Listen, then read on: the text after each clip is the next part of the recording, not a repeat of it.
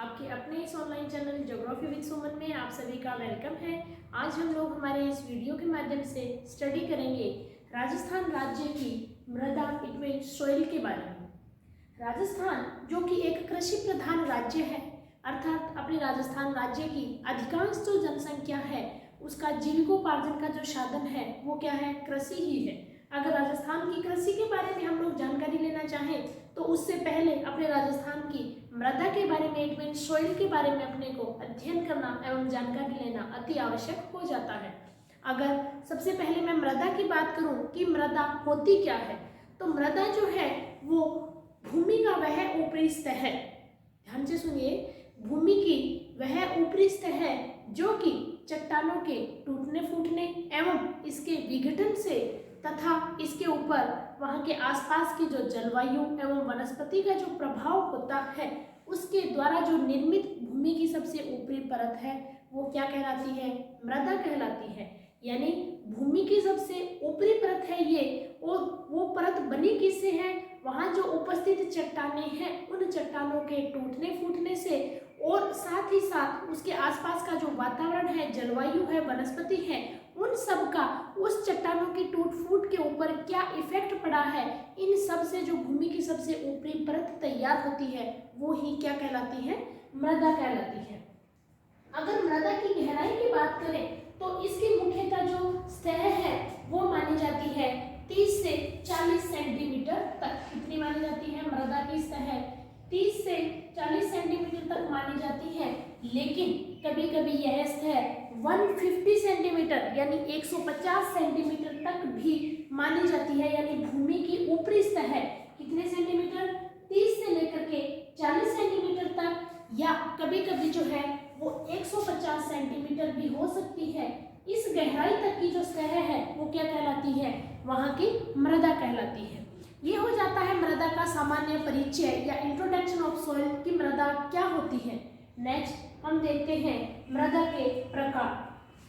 यानी राजस्थान में जो मृदा के प्रकार हैं, या हम कहें कि मृदा का सामान्य वर्गीकरण, मृदा का सामान्य वर्गीकरण,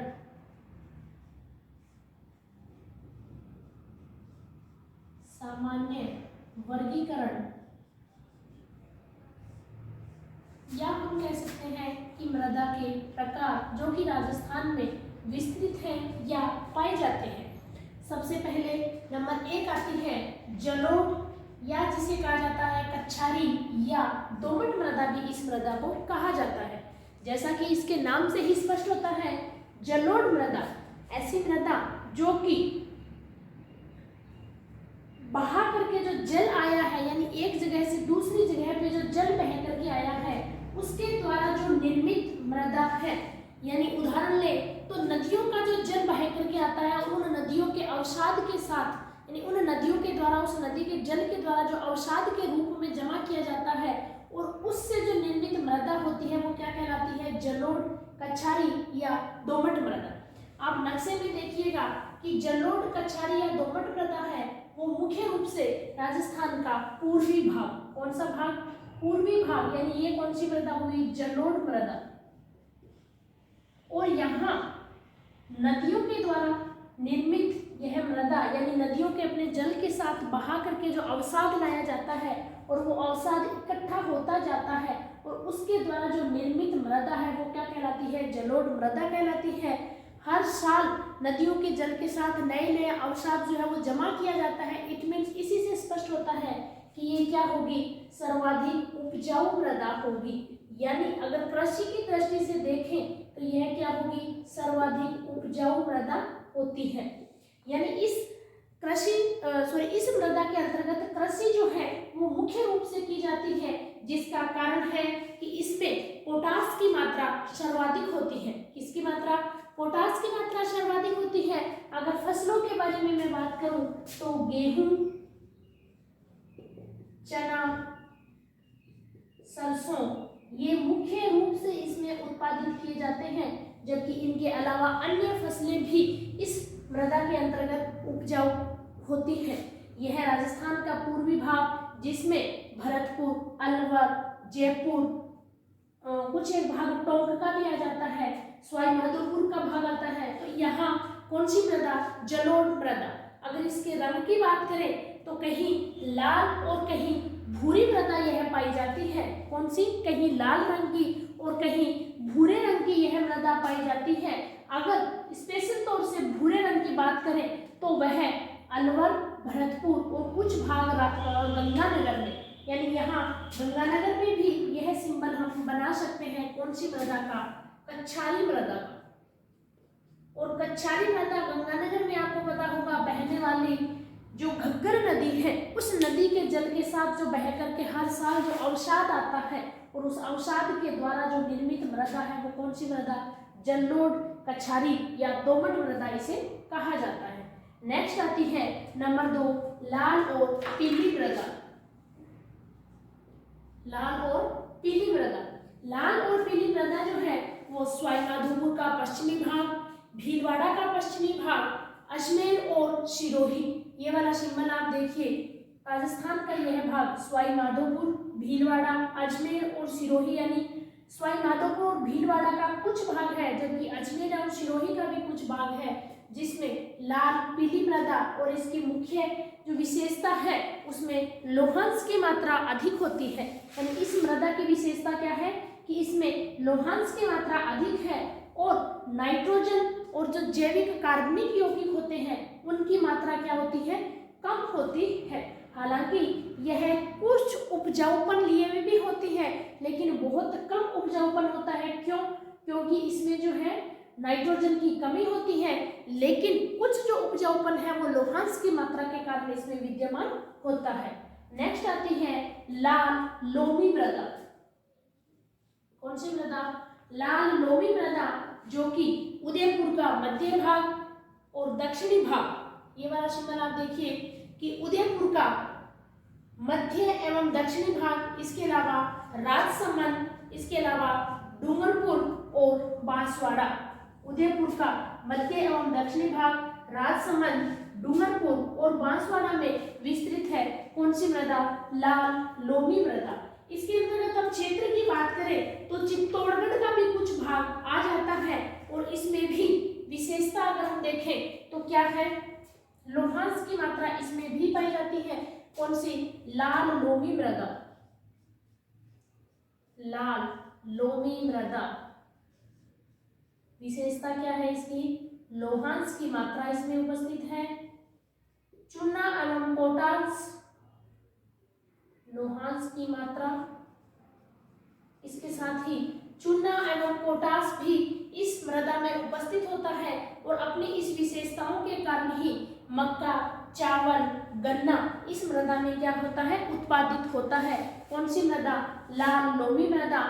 फिर से सुनिएगा, उदयपुर का मध्य एवं दक्षिणी भाग, राजसमंद का भाग, डूंगरपुर एवं बांसवाड़ा का कुछ भाग जिसमें उपस्थित है कौन सी मृदा, लाल एवं लोमी मृदा, और इसमें लोहांश की मात्रा, चूना एवं फास्फोरस की मात्रा जो कि उसके उपजाऊपन को बढ़ाती है, और इस उपजाऊपन के कारण ही यहाँ चावल, मक्का एवं गन्ने की फसलें उत्पादित की जाती है। नेक्स्ट आती है नंबर 4, लाल एवं काली मृदा। लाल एवं काली मृदा नक्शे में आप देखिए, भीलवाड़ा, उदयपुर, चित्तौड़गढ़, डूंगरपुर, बांसवाड़ा, लाल एवं काली मृदा। भीलवाड़ा, उदयपुर का कुछ भाग, चित्तौड़गढ़ का कुछ भाग, डूंगरपुर का कुछ भाग और बांसवाड़ा का कुछ भाग जिसमें फैली है कौन सी मृदा, लाल एवं काली मृदा।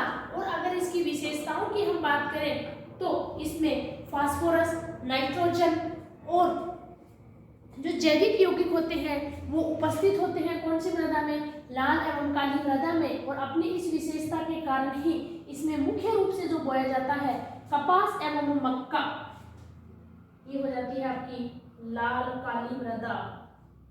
लाल काली मृदा।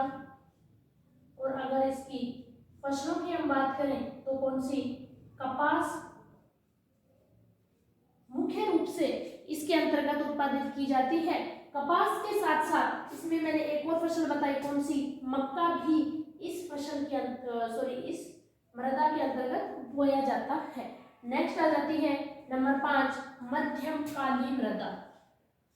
और नक्शे में आप देखिए कि राजस्थान राज्य का हाड़ौती क्षेत्र कोटा, बूंदी, बारां, झालावाड़, इस हाड़ौती क्षेत्र के अंतर्गत जो कि एक पठारी भाग है और पठारी भाग होने के कारण ही जो बेसाल्टिक लावा जिससे यह पठार बना है और उस बेसाल्टिक लावा से ही यह निर्मित कौन सी मृदा, मध्यम काली मृदा, और इसका कालापन भी अपनी उस विशेषता के कारण पाया जाता है। अतः इसमें जो है वो कैल्शियम और पोटास की मात्रा खूब होती है, फास्फोरस, नाइट्रोजन और जैविक पदार्थ जो है वो इसमें कम होते हैं, लेकिन फिर भी यह जो क्षेत्र है हाड़ौती क्षेत्र कोटा, बूंदी, बारां, झालावाड़ जहाँ मध्यम काली मृदा पाई जाती है वो क्या है, कृषि की दृष्टि से एक उपजाऊ क्षेत्र है। और यह मध्यम काली मृदा जो है वो कृषि की दृष्टि से अगर देखा जाए तो कपास, मूंगफली और दालें, मध्यम काली मृदा, मध्यम काली मृदा फसलों की दृष्टि से कपास, मूंगफली और दालें जो है वो इसमें मुख्य रूप से उत्पादित की जाती है और राजस्थान का यह अत्यधिक उपजाऊ क्षेत्र माना जाता है। नेक्स्ट आ जाती है नंबर 6, भूरी रेतीली मृदा। कौन सी मृदा, भूरी रेतीली मृदा, जिसका एक नाम और भी होता है, यानी इसे जो है वो सिरोजम मृदा भी कहा जाता है। कौन सी मृदा, सिरोजम मृदा। आपके सामने सिरोजम नाम भी आ सकता है और आपके सामने भूरी रेतीली मृदा भी आ सकती है। नक्शे के अंतर्गत आप देखिए कि अरावली का पश्चिमी भाग या हम कह सकते हैं अर्ध शुष्क भाग, जिसमें सीकर, झुंझुनू, नागौर, जोधपुर, जालोर, पाली, इन क्षेत्रों में जो है वो कौन सी मृदा, भूरी रेतीली मृदा, जिसे शिरोजम मृदा भी कहा जाता है। और यह फास्फेट की मात्रा इसमें अधिक होने के कारण, किसकी मात्रा, फॉस्फेट की मात्रा अधिक होने के कारण यदि इस मृदा को पानी की उपलब्धता होती है, पानी की उपलब्धता अगर इस मृदा को होती है तो यह कृषि की दृष्टि से उपजाऊ मृदा मानी जाती है। लेकिन इसकी एक विशेषता है कि इसको पानी अच्छी मात्रा में उपलब्ध होना चाहिए। दूसरी बात, यह जो है फॉस्फेट की मात्रा अधिक होने के साथ साथ इसमें रेत की भी प्रधानता होती है। यानी अगर हम इसके नेचर की बात करें कि एक तो इसमें फॉस्फेट की मात्रा अधिक होती है, लेकिन साथ ही उसमें रेतीली मृदा का भी भाग क्या है, ज्यादा होता है। कौन सी मृदा में, सिरोजम मृदा में। नेक्स्ट आती है नंबर 7, रेतीली मृदा। रेतीली मृदा, आपने राजस्थान के भौतिक विभागों का भी अध्ययन किया और उन भौतिक विभागों में अपने राजस्थान का पश्चिमी भाग जो कि मरुस्थलीय भाग है, उसी से ही आपको स्पष्ट हो गया होगा कि रेतीली मृदा राजस्थान के पश्चिमी भाग में पाई जाती है और वो भी कौन सा भाग, मरुस्थलीय भाग। रेतीली मृदा और राजस्थान के पश्चिमी भाग में यह यानी मरुस्थलीय प्रदेश में यह जो है मृदा पाई जाती है, जिसमें कैल्शियम की मात्रा अधिक होती है। लेकिन यह कृषि की दृष्टि से जो मोटे अनाज होते हैं, बाजरा है, गवार है, जौ है, उनके लिए जो है यह मृदा जो होती है वो अत्यधिक उपयोगी होती है। यानी कृषि की दृष्टि इसमें क्या है कि मोटा अनाज जो है वो ही इसमें बोया जा सकता है। और राजस्थान का पश्चिमी भाग जिसमें बीकानेर, हनुमानगढ़, गंगानगर, जोधपुर, जैसलमेर, बाड़मेर, इनका जो है यह भाग मुख्य रूप से इसमें आता है। नेक्स्ट आ जाती है नंबर 8, पर्वतीय मृदा। जैसा कि इसके नाम से ही स्पष्ट होता है कि पर्वतीय मृदा कहाँ पाई जाएगी, तो आपके दिमाग में पहले से ही आ गया होगा कि जहाँ मरुस्थलीय क्षेत्र में रेतीली मृदा पाई जाती है, तो वहीं राजस्थान का जो पर्वतीय भाग है, कौन कौन सा, अजमेर, सिरोही, उदयपुर, राजसमंद और सिरोही का यह भाग, इनमें पर्वतों की स्थिति होने के कारण यहाँ जो पाई जाने वाली मृदा है वो कौन सी मृदा, पर्वतीय मृदा। यानी यह जो, अगर इसके निर्माण की हम बात करें तो ग्रेनाइट और नीस के चट्टानों से, ग्रेनाइट और नीस के चट्टानों से इस पर्वतीय मृदा का निर्माण हुआ है। दूसरी बात, अगर इसके फसल की हम बात करें तो जो अरावली पर्वतमाला है उसके जो ढलानी भाग है, यानी अपने राजस्थान में पर्वतों के नाम पे जो श्रेणी उपस्थित है वो है अरावली पर्वतमाला, और अरावली पर्वतमाला के जो ढलानी भाग है उनके ऊपर किसकी कृषि की जाती है, मक्के की कृषि की जाती है। और वहां उपस्थित कौन सी मृदा, पर्वतीय मृदा, यानी यह मृदा जो है वो राजस्थान में मक्के की खेती के लिए विद्यमान या उपयोगी मृदा है। ये हो जाता है राजस्थान में उपस्थित मृदा जो है उनका सामान्य वर्गीकरण। लेकिन इस सामान्य वर्गीकरण के अलावा जो मृदा वैज्ञानिक हैं, उन मृदा वैज्ञानिकों के द्वारा अमेरिकी कृषि विभाग के द्वारा जो दिया गया मृदा वर्गीकरण था, उसके आधार पर भी राजस्थान में पाई जाने वाली मृदाओं का वह वैज्ञानिक वर्गीकरण प्रस्तुत किया गया, जिसका भी मैं जिक्र आपके सामने यहाँ करना चाहूँगी। क्योंकि आजकल जो क्वेश्चन का पैटर्न है उनमें यह सामान्य वर्गीकरण जो है वो कम पूछा जाता है, लेकिन जो वैज्ञानिकों के द्वारा दिया गया वर्गीकरण है उसका क्वेश्चन आपके सामने ज़्यादा पुटअप किए जाते हैं। तो उम्मीद करती हूँ कि आप लोगों को यह मृदा का सामान्य वर्गीकरण जो मैंने आपके सामने 8 मृदा के प्रकार के रूप में प्रस्तुत किया है, एक बार फिर से मैं रिपीट कर देती हूँ। जलोढ़ एवं कच्छारी मृदा, लाल पीली मृदा, लाल लोमी मृदा, लाल काली मृदा, मध्यम काली मृदा, भूरी रेतीली मृदा, नेक्स्ट रेतीली मृदा और सबसे लास्ट आता है पर्वतीय मृदा। आपको अच्छे से समझ में आया होगा।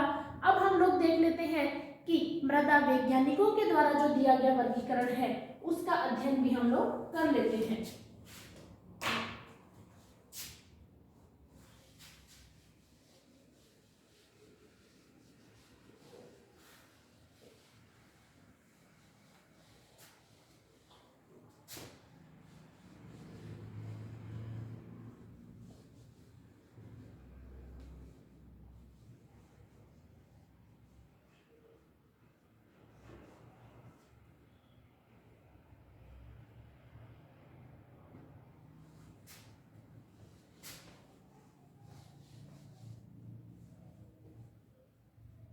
यानी मृदा वैज्ञानिकों के द्वारा जो दिया गया वर्गीकरण है वो वर्तमान का जो पेपर पैटर्न है उसके हिसाब से क्या हो जाता है, इम्पोर्टेंट हो जाता है और उसका अध्ययन भी हम लोग यहाँ कर लेते हैं। जैसे एक बार फिर से राजस्थान का नक्शा जो अपना ये कहीं कहीं से मिट चुका है उसको मैं फिर से बना देती हूँ। देखिए मृदा वैज्ञानिकों के द्वारा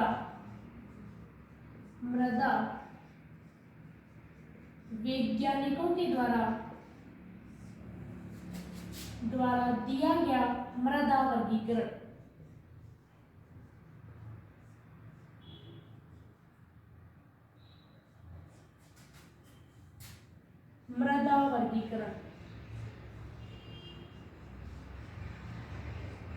जहां सामान्य वर्गीकरण में मैंने आप लोगों को बताया था कि मृदा के 8 प्रकार हैं, वहीं मृदा वैज्ञानिकों के द्वारा दिए गए मृदा वर्गीकरण के अनुसार मृदा जो होती है 5 प्रकार की होती है। कौन कौन सी? नंबर 1 एंटी सॉइल्स,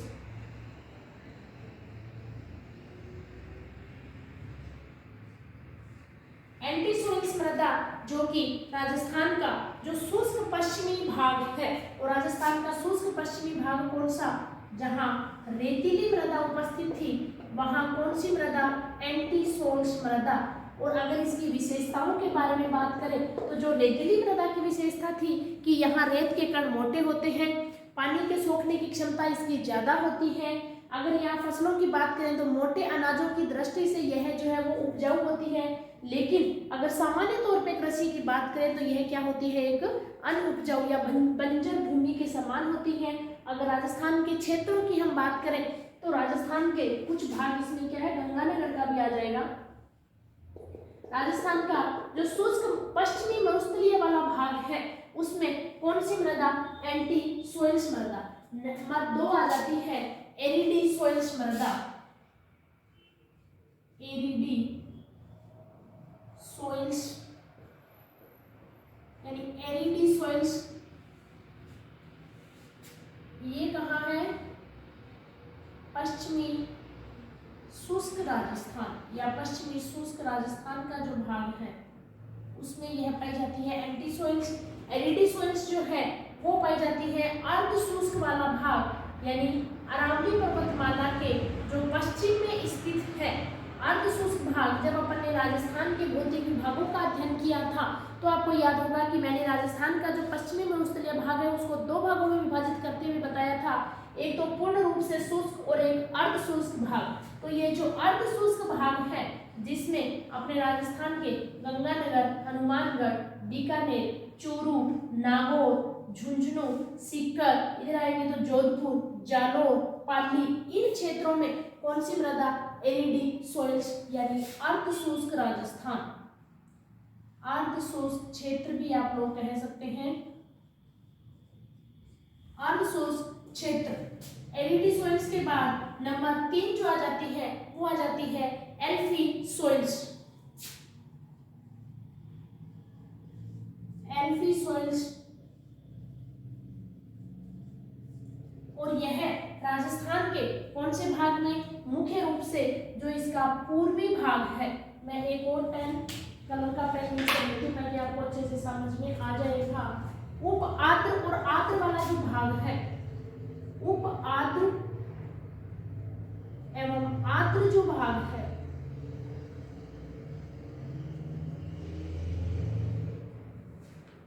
राजस्थान का जो पूर्वी राजस्थान जो है या राजस्थान का जो पूर्वी मैदानी भाग है, यानी यह क्या है, आर्द्र भी है लेकिन पूर्ण रूप से आर्द्र नहीं है, इसलिए इस भाग को क्या कहा गया है, उप आर्द्र।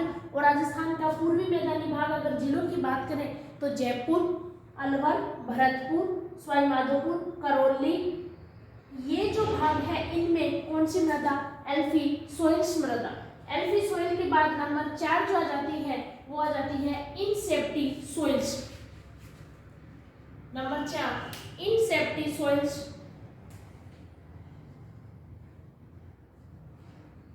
इनसेप्टी सॉइल्स। और राजस्थान के क्षेत्र की बात करें तो राजस्थान का जो दक्षिणी राजस्थान वाला भाग है, दक्षिणी राजस्थान में यह मृदा पाई जाती है, कौन सी मृदा, इनसेप्टी सॉइल्स। और नक्शे में हम देखें तो इस तरह से कौन सी मृदा, इनसेप्टी सॉइल्स, यानी राजस्थान का जो दक्षिणी भाग है जिसमें डूंगरपुर, बांसवाड़ा, इसके अलावा अगर हम कुछ देखें तो प्रतापगढ़, चित्तौड़गढ़, भीलवाड़ा, इधर हम आए तो उदयपुर का कुछ भाग, राजसमंद का कुछ भाग, इनमें कौन सी मृदा पाई जाती है, इनसेप्टी सॉइल्स मृदा। और सबसे लास्ट जो आती है वो आती है वर्टी सॉइल्स, और जिसकी विशेषता की है आर्द्र और अति आर्द्र। Number 5 Varti soils.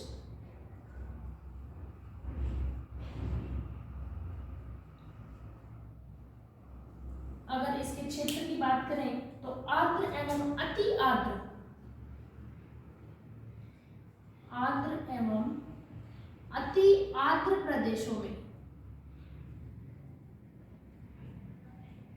कौन सी मृदा, वर्टी सॉइल्स मृदा। और आप देखिए कि राजस्थान का जो हाड़ौती क्षेत्र वाला भाग है, और इसमें हम सिंबल बना देते हैं, ये कोटा, बूंदी, भारा, झालावाड़, ये जो भाग है इनमें कौन सी मृदा, वर्टी सॉइल्स मृदा। और इसके अलावा ये वाला भाग जो है ये भी कुछ इस तरह से फैला हुआ है। तो इस प्रकार से हमने देखा कि मृदा वर्गीकरण जो है वो मृदा वैज्ञानिकों के द्वारा जो दिया गया, जिसमें 5 प्रकार की मृदा, एंटी सॉइल्स मृदा यानी राजस्थान के जो पूर्ण रूप से पश्चिमी भाग है, जो पूर्ण रूप से शुष्क पश्चिमी मरुस्थलीय भाग है, उसमें एंटी सॉइल्स मृदा, एरिडी सॉइल्स जहां अर्ध शुष्क वाला भाग है, और राजस्थान के सर्वाधिक जिलों में फैला हुआ यह भाग है एरिडी सॉइल्स वाला। नेक्स्ट आती है अल्फी सॉइल्स, जो कि राजस्थान के पूर्वी राजस्थान में, यानी राजस्थान का जो पूर्वी राजस्थान का भाग है, मैदानी भाग भी हम इसको कह सकते हैं, नदियों के द्वारा निर्मित मैदानी भाग भी इसमें कह सकते हैं। तो कौन सी मृदा, एल्फी सॉइल्स मृदा। नेक्स्ट हम देखते हैं कि राजस्थान के दक्षिणी भाग में स्थित इनसेप्टी सॉइल्स मृदा। और लास्ट आ जाती है वर्टी सॉइल्स, यानी राजस्थान का जो हाड़ौती क्षेत्र वाला कोटा, बूंदी, बारा, झालावाड़ वाला जो मुख्य भाग है उनमें वर्टी सॉइल्स मृदा पाई जाती है। तो ये हो जाता है राजस्थान का मृदा का वर्गीकरण। सामान्य वर्गीकरण भी हम लोगों ने देखा और मृदा वर्गीकरण मृदा वैज्ञानिकों के द्वारा भी दिया गया, जो उसका अध्ययन हम लोगों ने किया। उम्मीद करती हूँ कि आप लोगों को मेरे द्वारा बताया गया राजस्थान का यह मृदा वर्गीकरण एवं मृदा के बारे में जानकारी अच्छे से समझ में भी आई होगी। और इसी के साथ ही मेरे इस वीडियो को मैं यहीं एंड करना चाहूँगी। धन्यवाद।